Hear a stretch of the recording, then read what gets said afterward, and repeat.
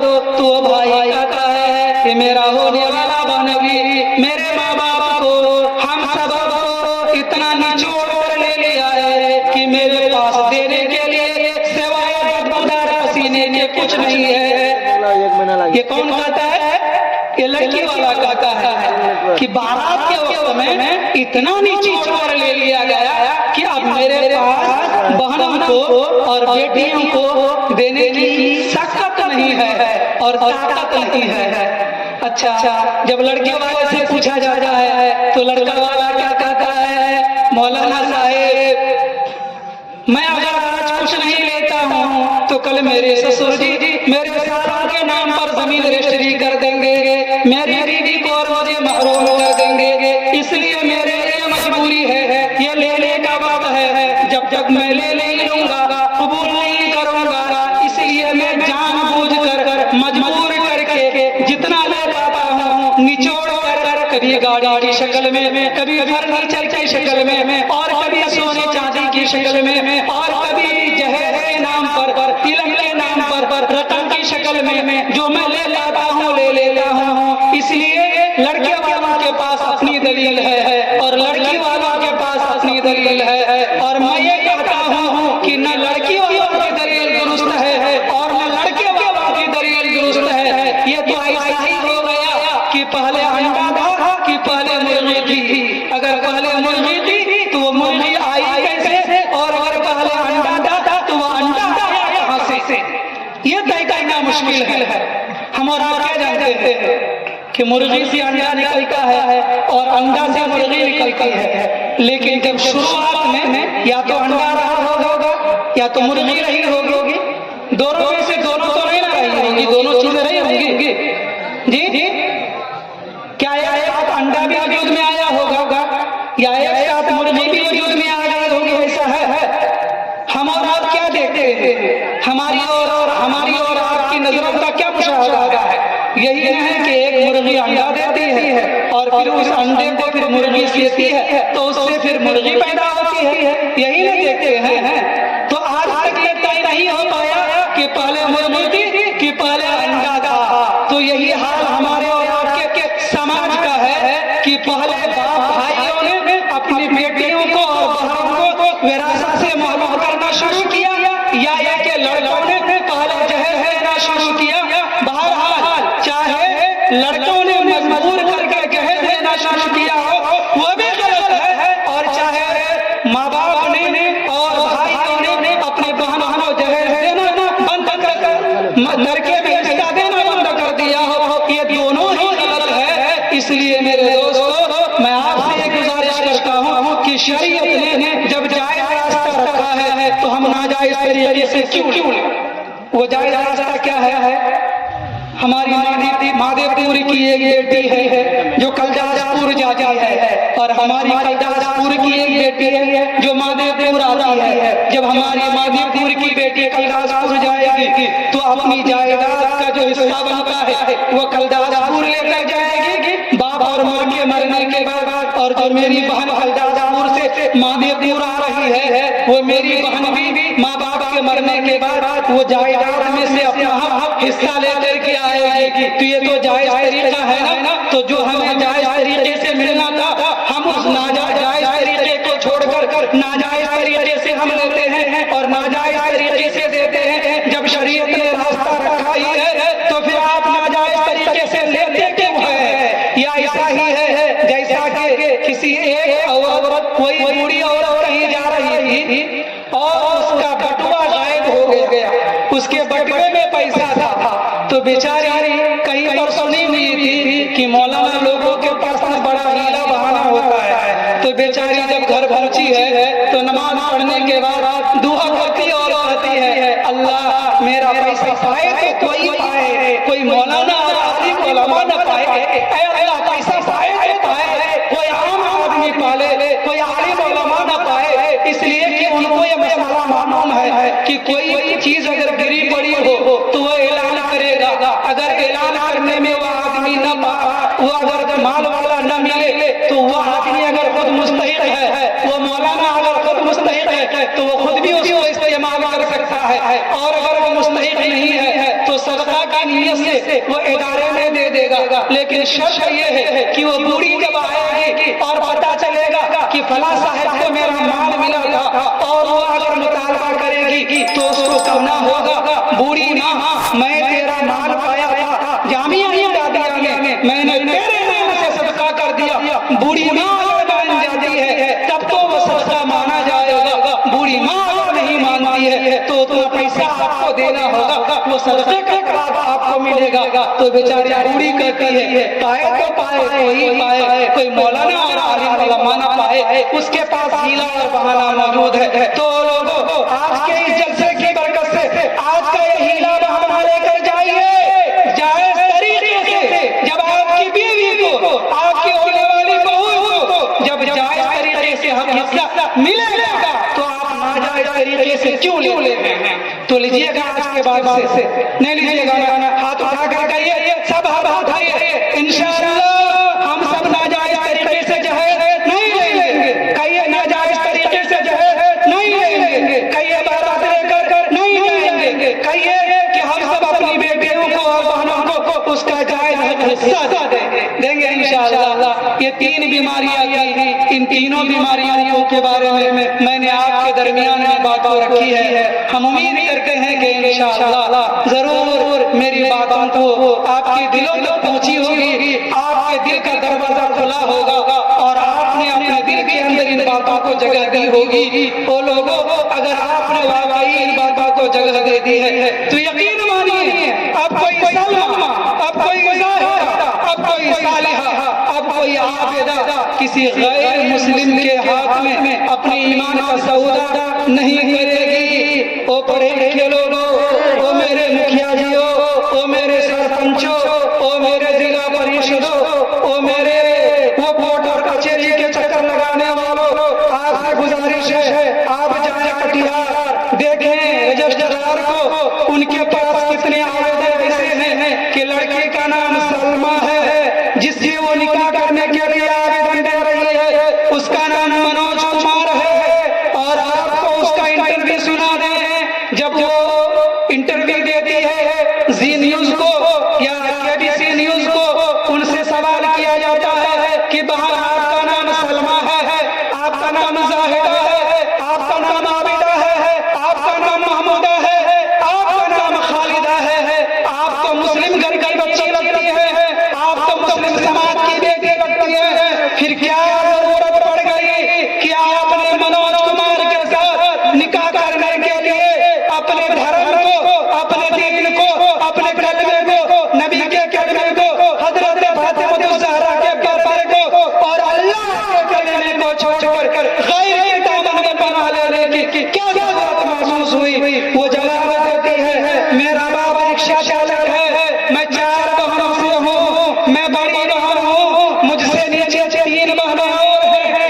सबकी उम्र हो गई है, मेरी उम्र 25 साल है, मेरे बाद वाली बहन की उम्र 24 साल है, उसके बाद वाली की उम्र 25 साल है, उसके बाद वाली की उम्र 20 साल है, सब लोग शादी की उम्र को पहुंच गए हैं, बाप मेरा रिक्शा चलाता है, किसी तरीके से मेरा गुजर बसर करता है, मेरे कपड़े का इंतजाम करता है, उन्होंने मेरी तालीम का इंतजाम किया, उन्होंने मेरे लिए रहने के लिए घर का इंतजाम किया। रिश्ता आता है कोई महमूद होता है, जब रिश्ता आता है पैगाम कबूल किया जाता है तो पहला सवाल होता है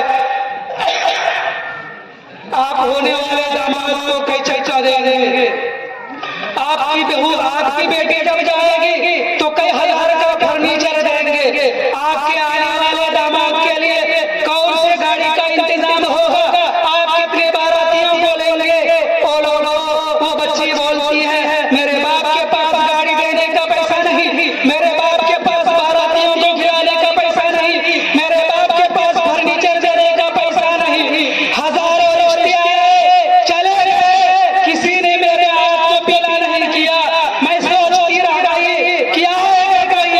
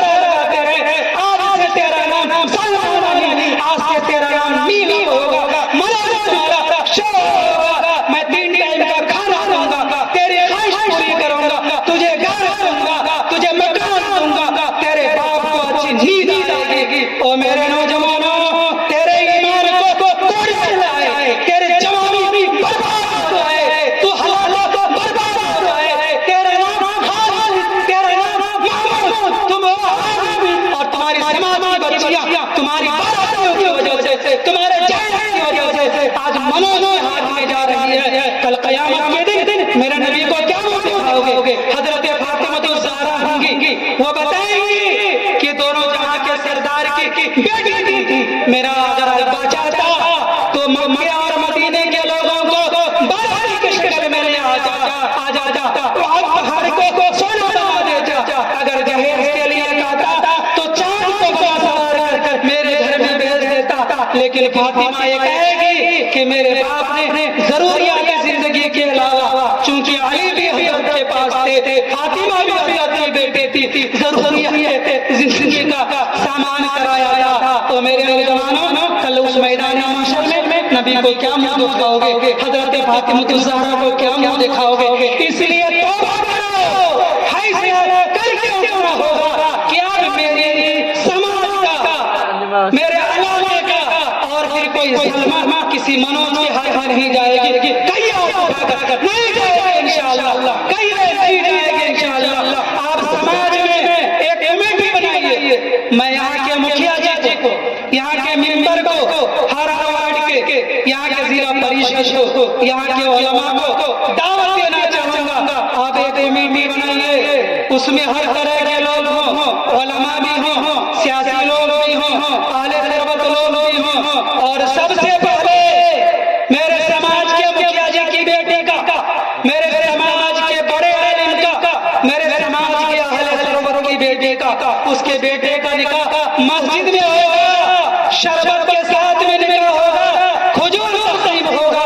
वहाँ ये फर्क नहीं होगा कि मालदार की बेटे की शादी हो रही है या गरीब की बेटे की शादी हो रही है। मस्जिद का दर सबके लिए खुला रहेगा, एक तरह का इंतजाम होगा, सिर्फ शरबत हुजूर पर निकाह कराया जाएगा। अगर आपने आज ये इरादा कर लिया है तो यकीन मानिए आज के जामिया कासमिया का ये प्रोग्राम कामयाब होगा और आपका बैठना कामयाब होगा। कल क़यामत के दिन मैदान महशर में मेरे नबी का जब सामना होगा तो वह कहेंगे, वो देखो मेरा कितना लाडला और प्यारा आ रहा है। वो एक नौजवान था, बड़ा हसीन और जमील था, गोरा चिट्टा था, मामा के मालदार खातून थी, कीमती खुशबू लगाया करता था, जिस गली से गुजरता था लोग जानते थे फलां नौजवान गुजरा है। लेकिन नबी का कलीमा पढ़ा, पता चला मक्के में एक आदमी आया है, ईमान की बात करता है, शांति की बात करता है, अमन चैन सुकून की बात करता है, जन्नत में जाने की बात करता है। नौजवान जाता है, नबी का कलीमा पढ़ लेता है, आका इरशाद फरमाते हैं, नौजवान इब्तिदाई दौर है, नमाज न पढ़ना, चुपके चुपके अपने ईमान को छुपाए रखना। नौजवान कहने लगा, या रसूल अल्लाह, 360 बुतों की पूजा करने वाले लोग धड़ल्ले से डरेंगे, मैं एक अल्लाह को मानने वाला, कलीमा पढ़ने वाला, अशहदु अल्ला इलाहा इल्लल्लाह व अशहदु अन्ना मुहम्मदन अब्दुहु व रसूलुहु, मैंने एक अल्लाह का कलीमा पढ़ा, मैं नमाज क्यों न पढ़ूं? जब गया घर नमाज पढ़ने लगा, माँ ने देखा, भाई ने देखा, बिरादरी ने देखा, रिश्तेदारों ने देखा, मना किया, मारा पीटा, माना नहीं, बाप ने भी मारा, भाई ने भी मारा, समाज के लोगों ने भी मारा। जब देखा कि ये नबी का कलीमा पढ़ लिया है, वो ये नबी का कलीमा पढ़ लिया है, नबी की मोहब्बत उनके खून में, उनके रग में, उनके रेशे में दाखिल हो गई है, तो अब ये फिरने वाला नहीं है। बाप ने नंगा कर दिया और कहा, चला जा, आज से तेरा मेरा कोई रिश्ता नहीं है। वो नौजवान जब जाने लगा, माँ के पास गया और कहा, अम्मा, मेरा और आज का यह आखिरी दिन है, मेरा सलाम कबूल कीजिए, मैं तो नबी के दरबार में जा रहा हूँ। माँ का मनता जोश में आया, माँ ने कंबल के एक टुकड़े को काट कर बेटे की तरफ फेंका और कहा, बेटा अपनी शर्मगा को छुपा ले। जब वो जाने लगा तो उनके दोस्तों ने कहा, क्या कहा कि ओ नौजवान, क्या मिला नबी का कलीमा पढ़कर? अरे अच्छा लिबास तुम्हारा उतर गया, क्या नाज़ो नेमत में पले थे, अभी शादी नहीं किए थे। ओ मेरे नौजवानों, उस नौजवान का वो जुमला याद रखने के काबिल है। उसने कहा था, ओ कमीने, तू मोहम्मद और मोहम्मद की मोहब्बत को क्या कहे? ओ कमीने, तू मोहम्मद और मोहम्मद की मोहब्बत को क्या जाने। जो लोग नबी का कलीमा पढ़ता है वो नबी की मोहब्बत को जानता है, जो नबी का कलीमा पढ़ने वाला नहीं है वो नबी की मोहब्बत को नहीं जानता है। आप सब लोग नबी का कलीमा पढ़ने वाले हैं, और नौजवानों क्या होगा, आप बगैर बारात के बगैर बारात के शादी करोगे, ससुराल अपने लोगों को नहीं लेकर जाओगे, यही लोग कहेंगे बड़ा कंजूस था। लेकिन याद रखिएगा, आप लोगों को राजी करने के चक्कर में होइएगा, मेरा रब और मेरा नबी नाराज हो जाएगा। कल क़यामत के दिन आपका कोई परेशान हाल नहीं होगा। इसलिए गुजारिश है कि आपको नबी को राजी करना है, अल्लाह को राजी करना है। सारी दुनिया नाराज हो जाए फर्क नहीं पड़ता, मेरा रब और मेरे नबी राजी हो जाए, मेरा बेड़ा पार हो जाएगा। आज के जलसे का ये पैगाम लेकर जाइए कि हमें हर हाल में अपने नबी को और अल्लाह को राजी करके जाना है।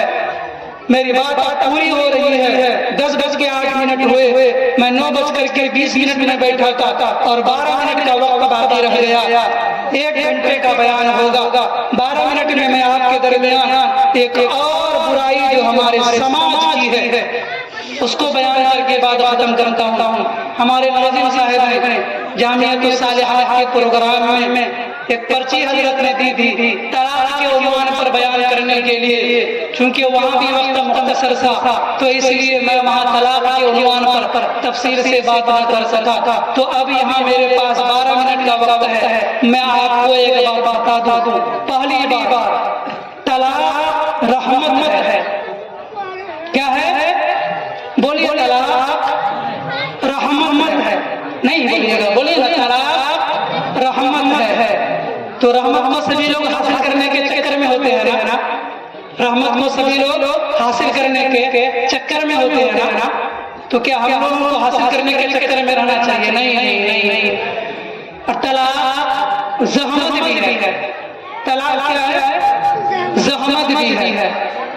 जैसे बारिश एक रहमत है और किसी वक्त में बारिश क्या हो जाती है हमारे लिए, ज़हमत भी हो जाती है। तो इसी तरीके से तलाक रहमत भी है और तलाक एक ज़हमत भी है। कब तलाक रहमत होती है और कब तलाक ज़हमत होती है? हम और आप जो तलाक देते हैं वो ज़हमत के तरीके पर तलाक का सिलसिला हमारा होता है। रहमत वाला पहलू हमारे और आपके पास नहीं होता है। तो शरीयत का इसमें कसूर नहीं है, कसूर हमारा और आपका है। मिसाल के तौर पर एक छुरी है ना, वो छुरी का इस्तेमाल अगर सही होगा तो हम और आप कुर्बानी के मौके से अल्लाह के नाम पर हजारों जानवरों की कुर्बानी दे देंगे। अगर छुरी ना होती तो कैसे हम और आप कुर्बानी दे देते? ब्लेड से। बताइए, एक जानवर की कुर्बानी के लिए अगर ब्लेड का इस्तेमाल किया जाए कितनी दुश्वारी और परेशानी की बात होगी। तो छुरी और चाकू ये रहमत भी है। और उसी से अगर जानवर को ज़बह करने के बजाय आप अपने बेटे ही के गले पर चला दे, अपने दुश्मन के गले पर चला दे, तो ये छुरी ज़हमत होगी कि रहमत होगी? ज़हमत होगी ना।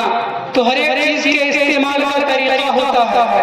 अगर आप उसको सही तरीके से इस्तेमाल करेंगे तो आपके लिए वो चीज रहमत होगी, और अगर गलत तरीके से इस्तेमाल करेंगे तो वो चीज आपके लिए ज़हमत होगी। एक आदमी है कि 650 का डोलो से एक ही मरतबे लेना था बुखार उतरने के लिए। वह सोच रहा है कि बुखार तो 104 डिग्री है, क्यों ना हो हम 4 टैबलेट ले लेते हैं। तो दवाई का इस्तेमाल तो हमारे लिए रहमत है, लेकिन आपने डॉक्टर की सलाह के खिलाफ में बैक वक्त 4 गोलियों को लिया। वो आपके लिए गोली रहमत बनेगी कि ज़हमत बनेगी ना। अब आप आइएगा कि डोलो बनाने वाली कंपनी को बंद कीजिए तो ये दुरुस्त होगा? नहीं होगा ना। तो इसी तरीके से तलाक भी रहमत है। शरीयत ने उसका दरवाजा खुला रखा है, आपने उसका गलत तरीका इस्तेमाल किया और आपने उसे ज़हमत में बना दिया, और फिर उसके बाद आप ये कहिएगा कि नहीं तलाक का दरवाजा बंद हो जाना चाहिए। आज हमारी हुकूमत यही बात कर रही है कि 3 तलाक का बिल लगाया, उस पर पाबंदी लगाई और ये बताया कि हमारा जो नौजवान अपनी बीवी को 3 तलाक दे देगा 3 साल जेल में रहेगा और जेल से आने उसको दाखिल कराया था और जेल की हवा खिलाई थी, जेल की सलाखों के पीछे में रखी थी और जेल की खिचड़ी खिलाई थी। फिर उसी बीवी को हुकूमत आती है कि बीवी बनाकर रखिए, उसे मैडम बनाकर रखिए और उसके साथ प्यार मोहब्बत के साथ सलूक कीजिए। ये मुमकिनात में से है मुमकिनात में से तो नहीं है। अच्छा बताते हैं कि ये रहमत कैसे है। अगर ये तलाक हमारे प्राइम मिनिस्टर जनाब मोदी जी के अगर समाज में अगर ये बात होती थी तो अगर वो तलाक देने का उसके अंदर अगर ये मामला होता तो अपनी बीवी जसोदा बीन को एक तलाक दे करके वो अपने निकाह से अगर अलग कर देते तो प्राइम मिनिस्टर साहब दूसरी जगह शादी कर लेते और अच्छी जिंदगी गुजारते थे और हमारी बहन या हमारी चची या हमारी दादी जो जसोदा बीन है वो बेचारी दूसरी जगह शादी करके अपनी जिंदगी गुजारती। लेकिन उनके यहाँ जो के शादी जन्म का साथी होता है, जब एक मरतबा वो हाथ में हाथ रखकर और रस्सी से रस्सी लगाकर एक मंदिर में जाकर 7 फेरे लगा लेता है तो मतलब ये हुआ कि डोली से बेटी निकली है और ससुराल पहुंची है। तो अब जब वहां से वो निकलेगी तो उसका जनाजा ही वहां से निकलेगा, उसकी आरती निकलेगी और साथ में अगर शोहर का इंतकाल हो जाए तो उसे दुनिया में जिंदा रहने का नहीं था, शोहर की चिता के साथ में उसे भी जल जाना पड़ता था। लेकिन हमारी शरीयत ने ये बताया और हमें ये कहा कि अगर बीवी को शोहर पसंद नहीं है और अगर शोहर को बीवी पसंद नहीं है और वाकई गुजारा मुश्किल है तो शरीयत ने ये बात कही है आप उलमा के पास जाइए, उनसे सलाह मशवरा कीजिए, मुफ्ती के पास जाइए, दादा रजा जाइए और आपके मसाले को खुशनुदी के साथ शरीयत की रोशनी में वो हल कर देगा। अगर खुला का मामला हो जाता है तो खुला हो जाने के बाद भी कितने सारे मामला दारुल में ऐसे आए कि आज वो रंजिश इतनी बढ़ गई थी और दोनों में तनाव इतना बढ़ा हुआ था कि वो लोग तैश में करके खुला का लिए आमादगी जाहिर कर दी और खुला हो गया। लड़की अपने महमे में बैठी रही, लड़का अपने घर चला गया, लेकिन एक बेटी थी और एक बेटा था। कुछ देर के बाद 1 महीना गुजरा, 2 महीना गुजरा, अभी इद्दत गुजर रही थी। लड़की को भी बात समझ में आई कि नहीं वाकई तलाक के तलब करने में मैं ही दोषी थी और मैं ही खताकार थी, मेरा ही गुनाह था। दिल में सोचने लगी कि शोहर सरताज अगर हमें दोबारा अपना लेते हैं अगर तो मैं जाने के लिए तैयार हूँ। उधर शोहर सोचता है कि वो तो बेचारी बड़ी भली थी और बड़ी अच्छी थी, कभी कभी बीवी के पास अपने बच्चों से मुलाकात की जरूरत से आ जाया करता था तो बीवी बड़ी मोहब्बत के साथ चाय पेश किया करती थी, पानी से तवाज़ो किया करती थी। तो शोहर ने देखा बीवी तो नर्म हो गई है, बीवी ने देखा कि शोहर की चाहत बढ़ रही है तो दोबारा दोनों लोग जाते हैं और ये कहते हैं काजी साहब क्या दोबारा हम दोनों के दरमियान दोबारा एक साथ निकाह में आने की गुंजाइश है। काजी शरीयत बोलते हैं अभी तो खुला ही हुआ है, खुला में एक तलाक बारी नहीं जाती है, अभी तो आपके पास 2 तलाक का हक है, आप लोग अगर से निकाह से निकल गए हैं लेकिन अभी आपके पास इख्तियार है, लाइए ये गवाह को यही पर बिना पढ़ा देते हैं। काजी शरीयत 2 गवाह की मौजूदगी में एक गहीर मारपाई करके निकाह पढ़ा देते हैं और शोहर सरताज को कहते हैं जाइए अपनी बीवी को यहीं से रुखसत करा कर ले जाइए। वहाँ का काजी शरीयत एक मैरिज सर्टिफिकेट भी बना के देता है, जो काजी कल खुला का सर्टिफिकेट बना कर दिया था, आज वही काजी उसी शोहर और बीवी को दोबारा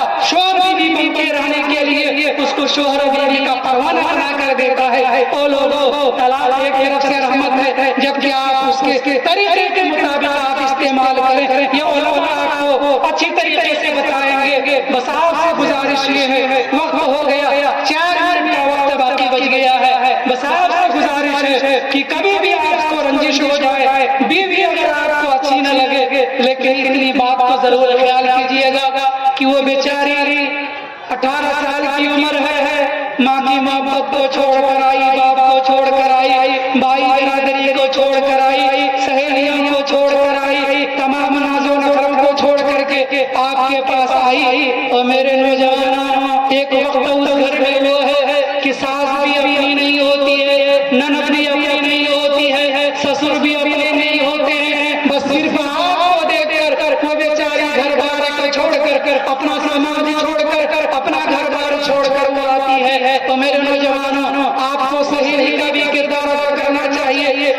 उसका दिल से करना चाहिए, आपको उनकी जरूरतों का ख्याल करना चाहिए, उनके नाज़ो नखरों का भी ख्याल करना चाहिए। अगर उसके अंदर कोई ऐसी बात है जो नापसंदीदा की बात है तो बहुत सारी खूबियां ऐसी होंगी जो उसके अंदर इस लायक है कि आप उसको अपने अंदर अपने पास रखें और उनकी नाज़ो नखरे को बर्दाश्त करें। आपको मालूम है वो अल्लाह वाला, सुनाना आपने कि वो अल्लाह वाला जिनके हजारों मुरीदीन थे। कितने मुरीदीन थे?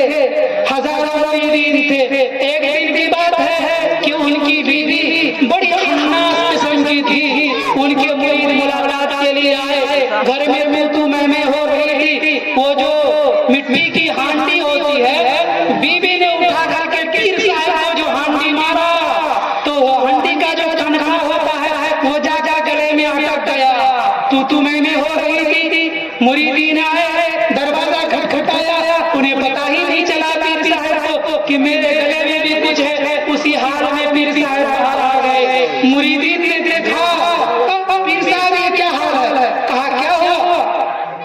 ये गले में क्या लगा हुआ है? तो वो फौरन से निकाल करके फेंके और कहा हुजूर बताइए ना क्या माजरा है? तो कहा अरे छोड़ो ना, हटाओ ना, खत्म करो ना। कहा कि नहीं हुजूर बताना ही होगा। तो कहा कि अरे वो आपकी पीरनी जो है वो रा करके गुस्सा हो जाए और उन्होंने जो है मेरे सर पर इस हांडी को जो दे मारा तो वो जो फट करके मेरे सर में हांडी घुसी उसका कनका जो है गले में लग करके रह गया। कहा हुजूर उसको तलाक दे दीजिए।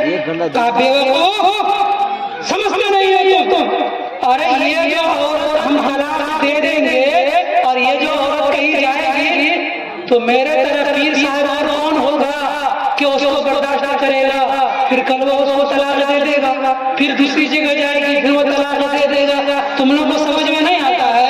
अरे मैं इसी की वजह से तो तुम सबों का पीर बना हुआ हूँ। ये उन्हीं का करिश्मा है कि वरना मैं कहाँ और मैं तुम्हारा पीर। अरे वो अगर नरम बिस्तर देती तो मेरी फजर गायब हो जाती तो मैं अल्लाह का प्यारा कैसे बनता? और कहा कि एक मर्तबे की बात है, यही आपकी पीरनी है कि एक दिन कोई आदमी हवा में उड़ रहा था तो आपकी पीरनी कह रही थी, बड़का पीर साहब बने हुए हैं, अरे पीर हो तो वो हो, फला दिन फला महीने से एक पीर साहब हवा में उड़े हुए जा रहे थे। अच्छा किस दिन की बात थी? तो फला दिन की बात थी, फला वक्त की बात थी। बेवकूफ, अरे वो तो मैं ही था। अच्छा इसलिए तो आप टेढ़े हो रहे थे, इसलिए तो आप टेढ़े हो रहे थे। बताइए, उसी ओढ़ने की तारीफ कर रही थी। अब जब पता चल गया कि मैं ही उड़ रहा था तो पता चला कि आप पहले टेढ़े हो रहे थे। अल्लाह के बंदो, वो टेढ़ी हड्डी से पैदा हुई है, हमेशा टेढ़ी हड्डी करेगी। आका ने इरशाद फरमाया उसके टेढ़ेपन से फायदा उठा लो, उसके टेढ़ेपन से फायदा उठा लो। सीधा करने के चक्कर में रहोगे टूट जाएगी। उसके टूटने के नतीजे में फिर क्या होगा? तुम भी टूट जाओगे।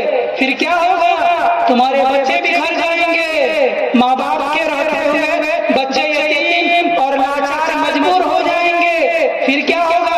दोनों खानदान के दरमियान तनाव होगा। इसलिए याद रखिए, मेरी माँ बहन जिसके कोख से मैं पैदा हुआ हूँ वो भी एक माही थी, वो भी टेढ़ी हड्डी से पैदा हुई थी। जो लड़की मेरे निकाह में है वो भी टेढ़ी हड्डी से पैदा हुई है। आप सबके निकाह में जो औरत है वो भी टेढ़ी हड्डी से पैदा हुई है। इसलिए उसके टेढ़ेपन से आपको फायदा उठा लेना है। उसके टेढ़ेपन से आपको जिंदगी की बसर कर लेनी है। उसको सीधा करने के चक्कर में रहिएगा, कीजिएगा सीधा नहीं करना, उसको उसी हाल में हमको और आपको फायदा उठा लेना है। मेरा वक्त पूरा हो गया, 2 मिनट का वक्त ज्यादा हो गया। अल्लाह रब्बुल इज्जत हमको और आपको इन बातों पर अमल करने की तौफीक अता फरमाए। हमारे इस जलसे को कबूल फरमाए, हमारे इन तलबा को कबूल फरमाए, हमारे मेहमानान किराम की आमद को कबूल फरमाए। अल्लाह इनकी उम्रों में बरकत अता फरमाए। आखिरी बात एक बताऊं, जहाँ और हम और आप बैठे हैं ये इसी मदरसे का करिश्मा है कि आज आपको ऐसी बातों को सुनने का मौका उन्होंने फराहम किया, वरना आप चाहते तो शायद बहुत मुश्किल से ये काम हो पाता। ये शामियाना लग गया, वो उलमा आ गए, आप में से किसी ने हमें दावत नहीं दी। दावत देने वाले मोहम्मद फजैल साहब है, जो नाज़िमे आपकी जामिया कासिमिया है कि नहीं?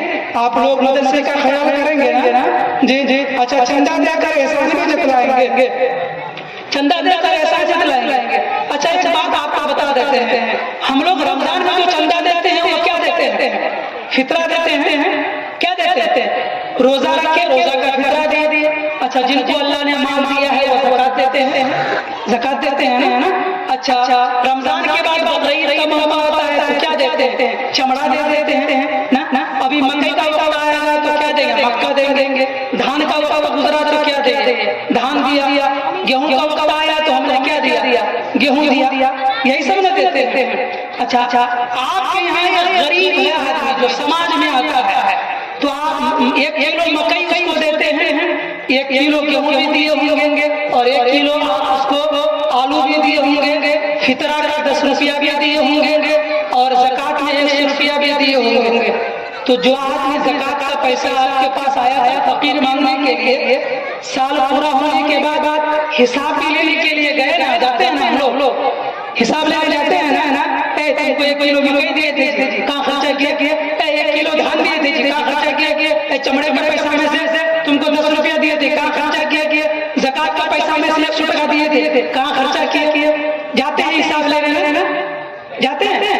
कौन है उस फकीर से हिसाब लेने जाता है? आपने दे दिया, वो चरस पिए, गांजा पिए, शराब पिए, खैनी खाए, सिगरेट पिए, कोई कुछ नहीं कहता है ना? अच्छा, वही चमड़ा हम मदरसे को देते हैं, वही मकई, वही धान, वही गेहूं, वही फितरा, वही ज़कात देते हैं। अच्छा, साल पूरा होने के बाद हिसाब लेने के लिए आते हैं। साल पूरा होने के बाद हिसाब लेने आते हैं ना? आते हैं ना? तो क्या मतलब हिसाब नहीं लेना चाहिए? हम लोगों को लेना चाहिए, बिल्कुल लेना चाहिए। अच्छा, क्या नाज़िम साहब को हिसाब नहीं देना चाहिए? बिल्कुल देना चाहिए। आपका हिसाब लेना भी जरूरी, इनका हिसाब देना भी जरूरी, ताकि बैलेंस बरकरार रहे, इनका तकवा भी महफूज रहे और आप कीड़ा निकालने के लिए ना आए। अगर कोई हिसाब नहीं दिखाता है, आपको हिसाब देखने का हक नहीं है। क्यों? इसलिए कि आपने ज़कात अदा की है ना? आपने चले में कुर्बानी की रकम दे दी है ना? जैसे फकीर को आपने दे दिया, आप हिसाब नहीं लेते हैं, इसी तरह मदरसे से भी हिसाब लेने का हक आपको नहीं है। लेकिन कानून है, ज़ाब्ता है, इदारे का एक दस्तूर चला आया है, इसलिए ये लोग हिसाब भी देते हैं। तो आपको दिल खोल कर देना है और दे करके आपके पैसे से बच्चा हाफिज़ कुरान बनेगा, आलिम दीन बनेगा, आगे आने वाला ये जो पिंडाल में बैठा बच्चा है यही मुफ्ती बनेगा, यही काजी बनेगा। आने वाले वक्त में आपकी नस्लों को यही बच्चा मेरी जगह बैठ करके तलाक का मसला, बारात के खिलाफ, जहेज के खिलाफ तकरीर करने वाला होगा। ये मदरसे वाला का एहसान है कि आपकी ज़कात, आपका फितरा आपके मुशरी को दिया और लेकर के उसे पाक किया, बच्चों को खिलाया, हाफिज़ कुरान बना कर दिया, आलिम दीन बना कर दिया, मुफ्ती बना कर दिया। इन मदरसे वालों का एहसान है। आप मदरसे वालों का एहसान मानिए, इनकी कुर्बानियों को दाद दीजिए। आपके घर में जाए तो आप उनके लिए कुर्सी पेश कीजिए, नाश्ते का वक्त हो जाए आप जिद करके वो नाश्ता खिलाइए, उनका एहतराम कीजिए, उनका इकराम कीजिए, एहसान की निगाह से उनको देखिए और ये कहिए ये तो मुझे मदरसे में पहुंचाना चाहिए था, ये तो आपका एहसान है कि मेरे घर में आप चल कर आए। करेंगे ना इंशाअल्लाह। अल्लाह मदद फरमाए।